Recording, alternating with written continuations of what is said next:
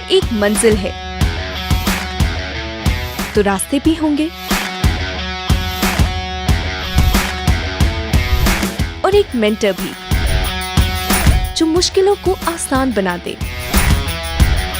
नतीजे संयोग नहीं होते, दूसरों से बेहतर स्कोर होते हैं। GS Score, an institute for civil services. Good career is a process, and mentoring at GS Score is driven by primarily two objectives. One is empowerment and another is excellence. This is what we are known for. कामयाबी की राह पर 1000 से भी ज्यादा निशान। GS Score.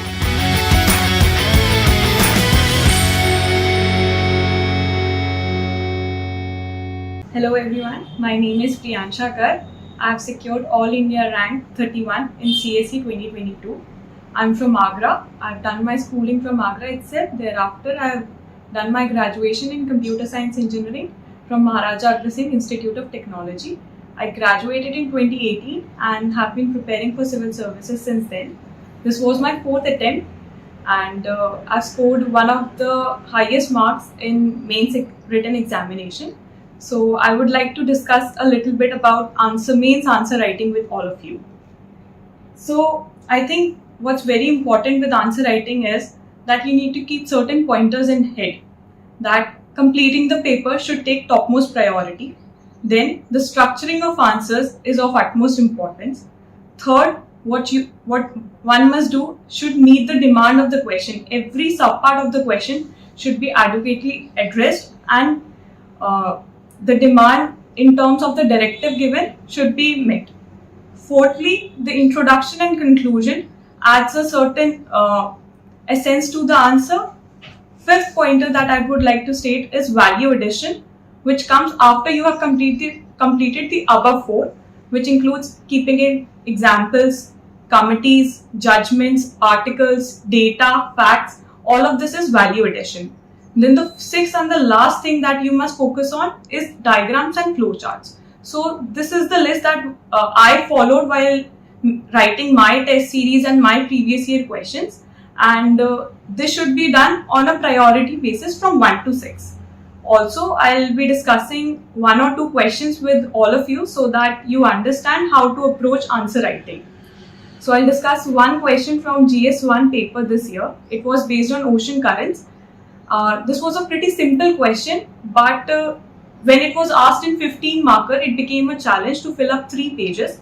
So I'll describe how I approached this question. So the question I'm referring to is, what are the forces that influence ocean currents? Describe the role in fishing industry. So this is a very easy question which can be easily done from the NCERT knowledge. There's a question, there is all the ocean currents given in NCERT. Then there is a diagram as well, which were important to address this question. So the first thing is that structure needs to be maintained all throughout the answer. So for my intro, I would define ocean currents. So you can go with the NCERT definition. What are ocean currents? Then the types of ocean currents can be also written over here. They can be hot or cold, surface or subsurface ocean currents. After that, a diagram is very important to secure those extra marks. So you can prepare a diagram from NCERT itself. You can have a world map and mark all the ocean currents over here. So you have the equatorial current, the counter equatorial current, the Peru current, then the California current, Labrador, Gulf Stream. Here again, near Japan, we have the Uashio and Kuroshio currents. So you mark all these on the question diagram. Then we come to the demand of the question. So the question asks for what are the forces that influence ocean currents. So these can be again from NCERT. If you read the chapter, there are different forces mentioned. For example, there is Coriolis force. Then there are pressure belts. and planetary winds that influence the ocean currents. Then the distribution of landmass. Then another force can be the thermohaline cycle and distribution. So this is the main demand. So when I wrote this question in the exam, my first page consisted of all of this. Then this was on the second page. Now let's come to the second aspect of the question. The second aspect says describe their role in the fishing industry. So again a subheading, role in fishing industry, on the third page or somewhere on the second page. You box that heading and then you start defining what are the roles. So fishing industry thrives anywhere where the hot and the cold currents meet. So explain why this happens. There is phytoplankton growth in the region. So this is the main reason why fishing industry thrives over there. Then give an example. Example is Newfoundland. Then another thing is when there are hot currents in the higher latitudes,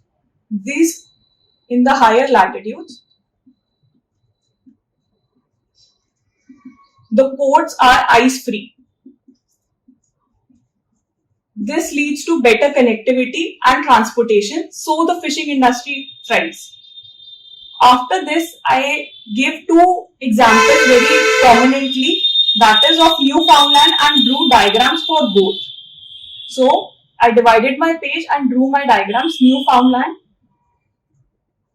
near North America, where the Labrador and the Gulf Stream meets, and in Japan, where there is another world famous fishing ground, where the Kuroshio and the Oyashio current meets. So when you address a question very systematically, you are able to answer every part and every part very comprehensively with diagrams. In GS1 geography portion, I would say diagrams are very, very important. Another thing that can be done if you miss any of the other portions and still want to make sure that there is a certain edge to your answers, you can address another aspect of what other aspects influence the fishing industry.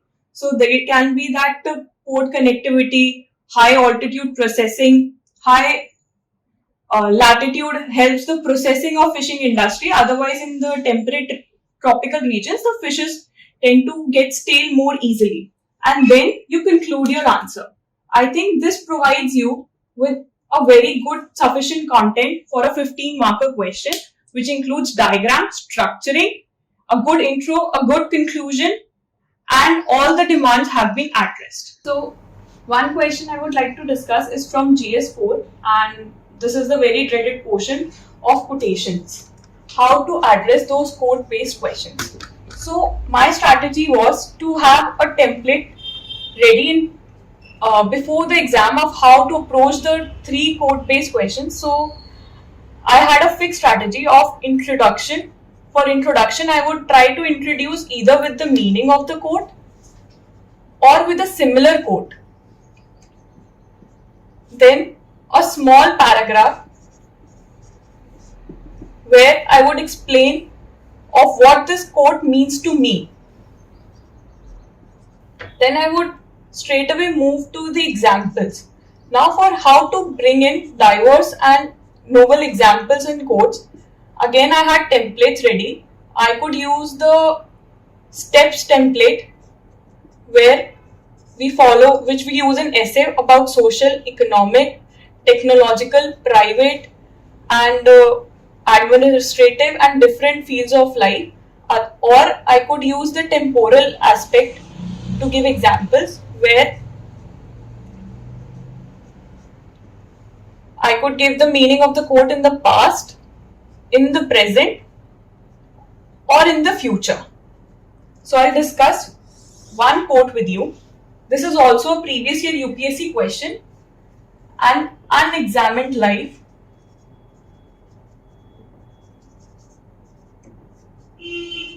is not worth living. UPSC has asked this a couple of years back. So how would have I approached this question would have been that I would have introduced this with a quote on self-reflection. One of the quotes that I know is knowledge of self is mother of all knowledge.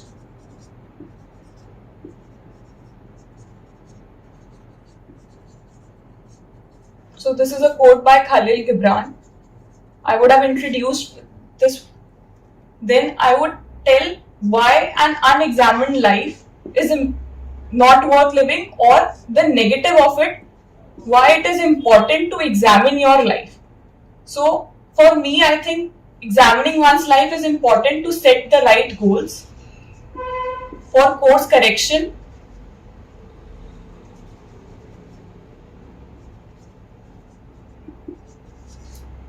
to develop one's value system,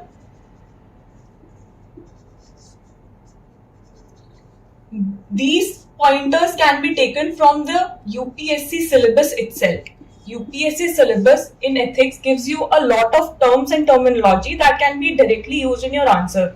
For example, value system is directly given in UPSC. Then I would come to examples. My examples, I'm not writing all of them, just giving some examples like I would have given an administrative example where Justice H.R. Khanna sacrificed his seniority and a position as the Chief Justice to deliver what is important for India. Then again, in the private sector, I would have given two examples.